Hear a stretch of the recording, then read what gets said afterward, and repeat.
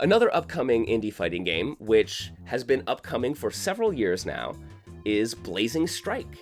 Rare Breed Games is making Blazing Strike, and this is an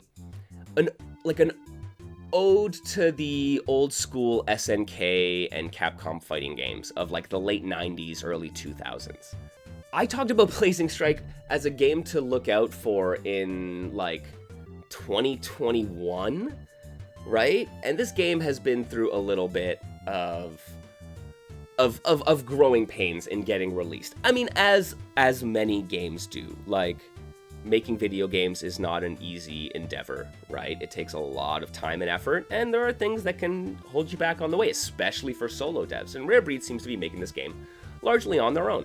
So, it could be a little difficult. But this is a game that actually, there's been some talk about Blazing Strike recently. Fellow YouTuber and talker of video games and fighting games, Goh Lowers, made this video, what's up with Blazing Strike?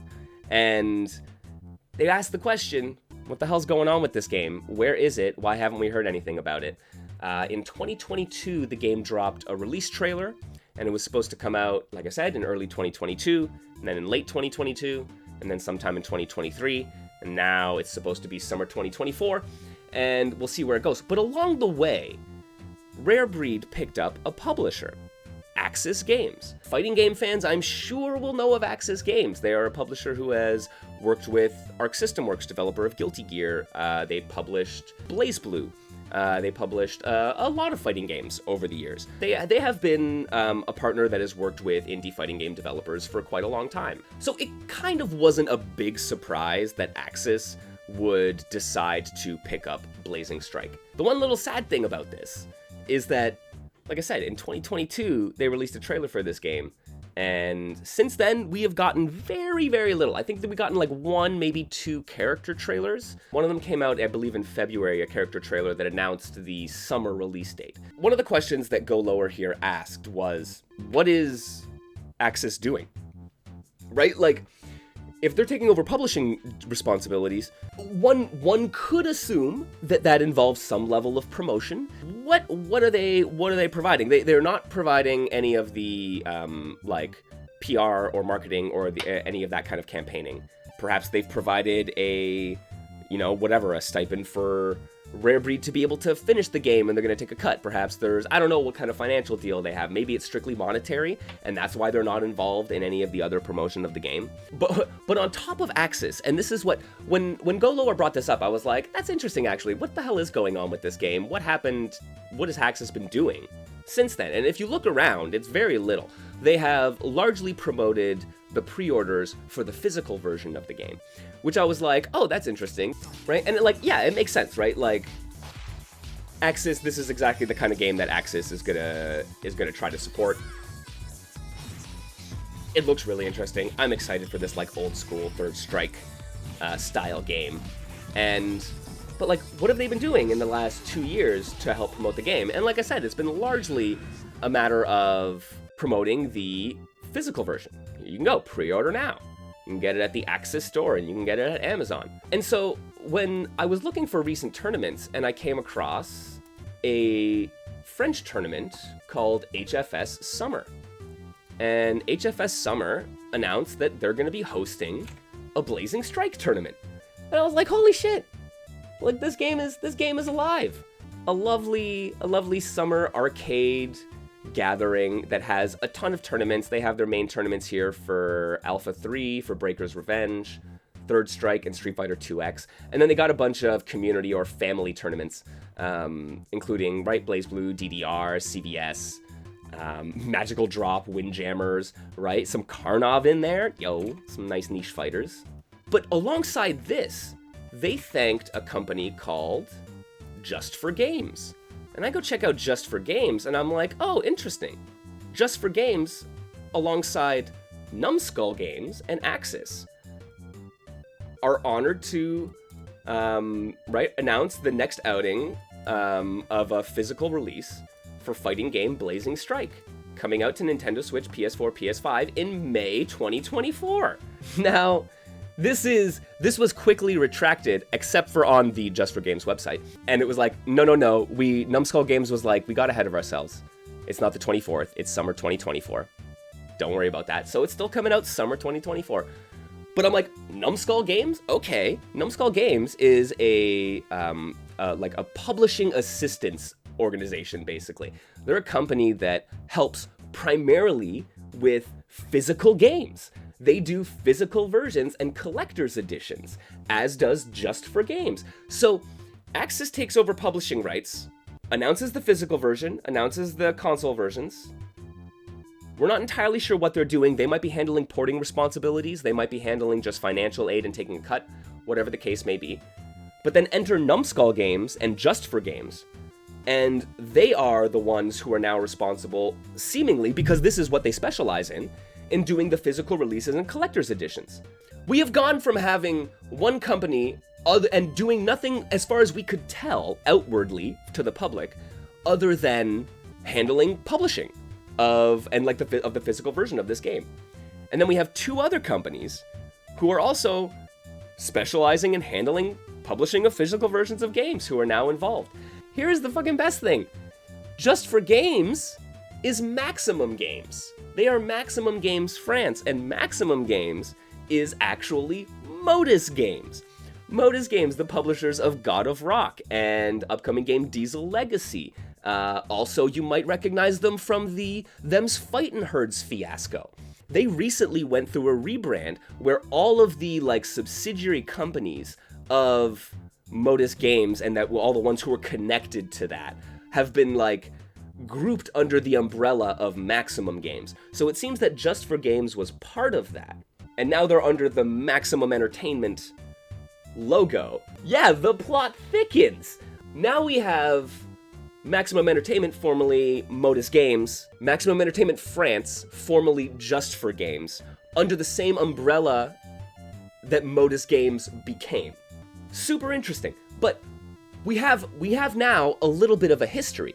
I think we have now a little bit of a history of Axis being hands-off and handing it off to someone else, perhaps Numbskull Games, who then handed it off to Just for Games, who has now been rebranded into Maximum via Modus.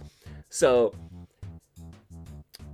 do we now have someone who was a hands-off publisher who handed it off to someone else who has a history of bungling indie fighting game projects and their publishing and their post-launch nonsense?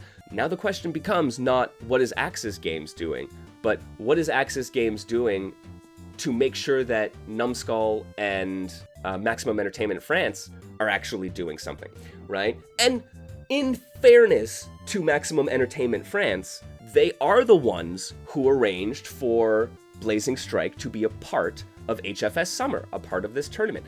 So, at the end of the month, I think it's the beginning of May. Here, let me check the date on this.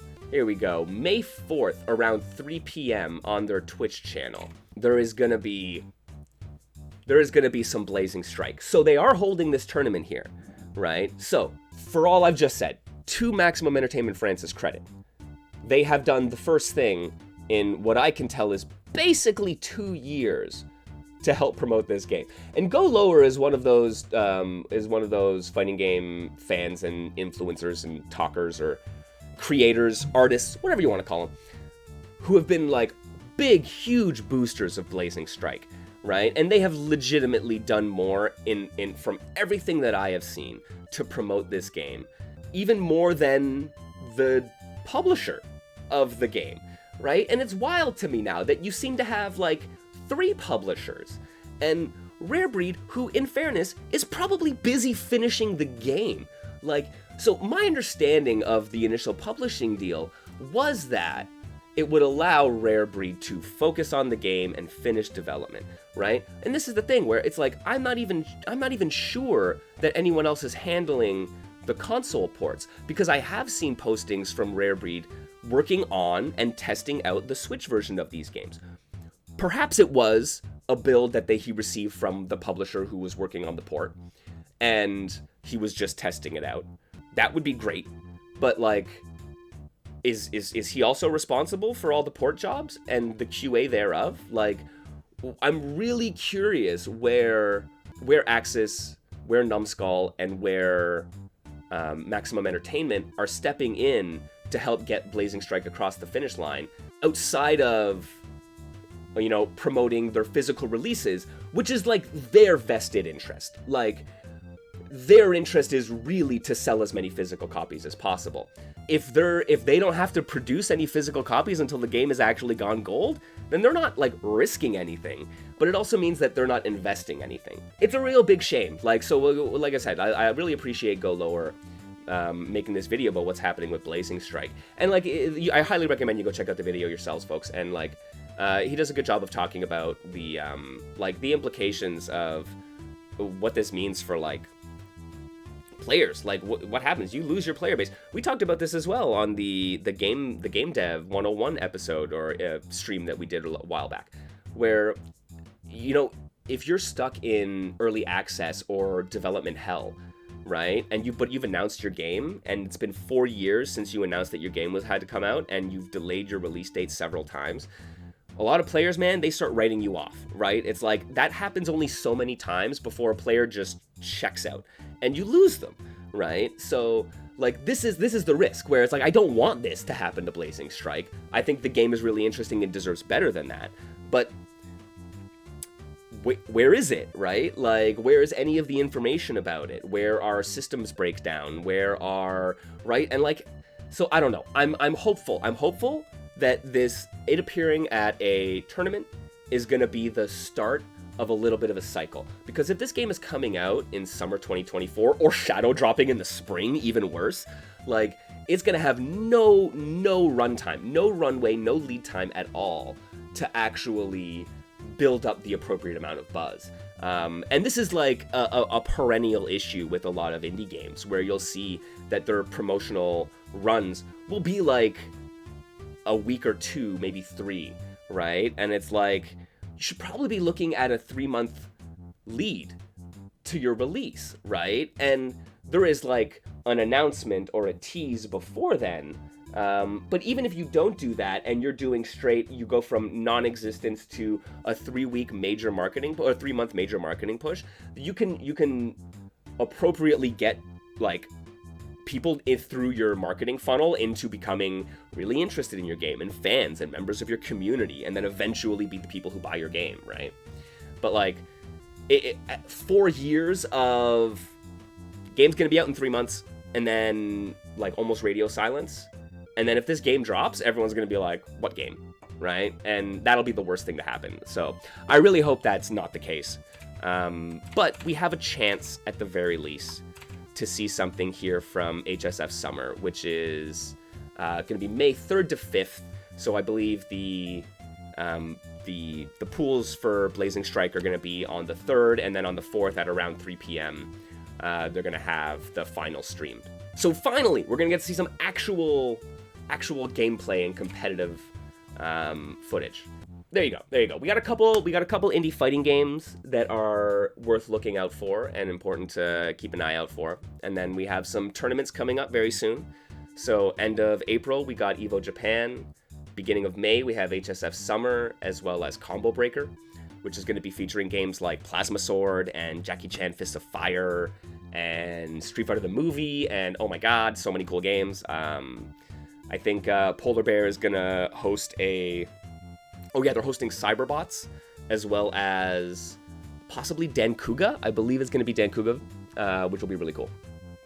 So a lot of really great stuff coming out for indie fighting games. And then Train Track Combat from Sunshine FGC happening April 17th. So hey man, just a week away from something really cool that you can get your hands on, and then new exciting footage from really interesting fighting games.